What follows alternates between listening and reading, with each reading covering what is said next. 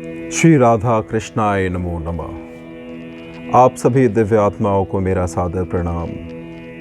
श्री राधा दामोदर के चरणों में आप सभी की अविरल भक्ति सदा बनी रहे।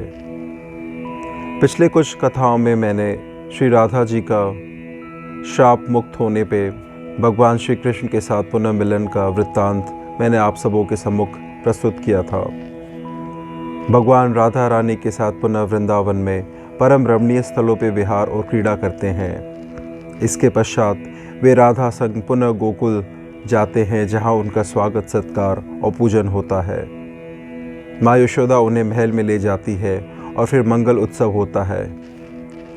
उस समय सभी लोगों ने भगवान श्री कृष्ण को उसी रूप में देखा जिस रूप में वे मथुरा गए थे। उनके हाथ में मुरली शोभा पा रही थी। वे रत्नों के आभूषणों से विभूषित थे। उनकी 11 वर्ष की किशोर अवस्था थी। पीतांबर उनकी शोभा बढ़ा रहा था। शिखा में मयूर पंख निराली छटा थी और वे मालती की मालाओं से सुसज्जित थे। तत्पश्चात यशोदा राधा सहित माधव को महल के भीतर ले जाती हैं। वहाँ उन्होंने मंगलिक कार्य संपन्न करके ब्राह्मणों को भोजन कराया, उन्हें दक्षिणा दी। इसके आगे की कथा अति सुखपूर्वक आनंद से विभोर कर देने वाली है, क्योंकि श्री राधा अब गोपियों सहित गोलोक को गमन कर रही हैं। इस परम उत्तम दृश्य की कल्पना आप सब अपने हृदय में करें और श्री राधा के छवि का ध्यान करें। कथा का वर्णन कुछ यूं है। श्री नारद को नारायण ऋषि कहते हैं। जहाँ पहले ब्राह्मण पतियों ने श्री कृष्ण को अन्न दिया था, उस भांडीर वट की छाया में श्री कृष्ण स्वयं विराजमान हुए और वही समस्त गोपों को बुलवा भेजा। श्री हरि के वाम भाग में राधिका देवी, दक्षिण भाग में यशोदा सहित नंद के दाहिने वृषभानु और वृषभानु के बाएं कलावती तथा अन्यायन गोपी भाई बंधु तथा मित्रों ने आसन ग्रहण किया। तब गोविंद ने उन सबको समयोचित यथार्थ वचन कहे। श्री भगवान कहते हैं, नंद, इस समय जो समयोचित सत्य परमार्थ और परलोक में सुखदायक है उसका वर्णन करता हूँ, सुनो। ब्रह्मा से लेके स्तंभ पर्यंत सभी पदार्थ बिजली की चमक, जल के ऊपर की हुई रेखा और पानी के बुलबुलों के समान ब्रह्म रूप ही हैं। ऐसा जानो, मैंने मथुरा में तुम्हें सब कुछ बतला दिया था, कुछ भी उठा नहीं रखा था। उसी प्रकार कदलीवन में राधिका ने यशोदा को समझाया था। वही परम सत्य ब्रह्म रूपी अंधकार का विनाश करने के लिए दीपक है। इसलिए तुम मिथ्या माया को छोड़कर उसी परम पद का स्मरण करो।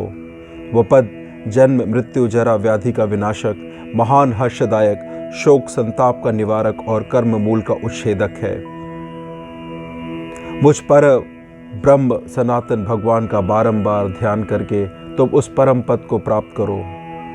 अब कर्म की जड़ काट देने वाले कलयुग का आगमन सन्निकट है, अतः तुम शीघ्र ही गोकुल वासियों के साथ गोलोक चले जाओ।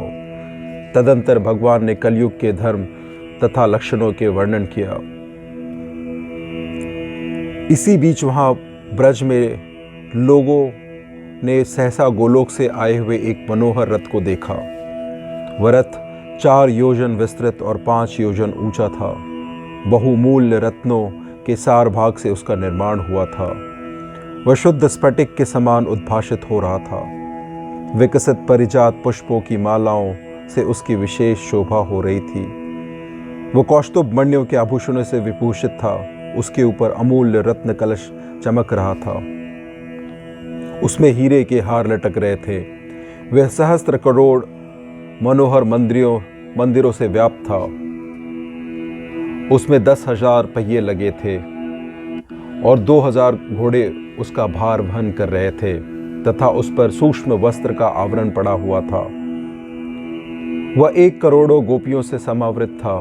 नारद, राधा और धन्यवाद की पात्र कलावती देवी का जन्म किसी के गर्भ से नहीं हुआ था। यहाँ तक कि गोलोक से जितनी गोपियां आई थी वे सभी अयोनिजा थीं। उसके रूप में श्रुति पत्नियां ही अपने शरीर से प्रकट हुई थी।